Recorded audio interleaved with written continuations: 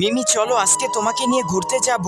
রাজু, আমাদের রেখে কোথায় যাচ্ছ? মিমি আমি আর তোমার সাথে থাকতে চাই না। রাজু, রাস্তা ভেঙে ফেলছো কেন? এই যে আমার কুড়োলটা ভেঙে গেল, বুঝেছি বোমা দিয়ে রাস্তা ভাঙতে হবে। এই তো রাস্তা ভেঙে গেছে মিমি, এবার তোকে এই রাক্ষস খেয়ে নেবে। কেউ আছো? আমাকে বাঁচাও। মিমি আমি তোমাদের বাঁচাবো। এই রে আমাকে রাক্ষস খেয়ে নিল, বাঁচাও। চিন্তা করো না মিমি, আমি তোমাকে বাঁচাবো, কিন্তু তার আগে রাক্ষসকে খাবার দিতে হবে। মিমি চলো এবার আমরা ওপারে যাই। থ্যাংক ইউ রাহুল, আমাকে রাস্তা পার করে দেওয়ার জন্য।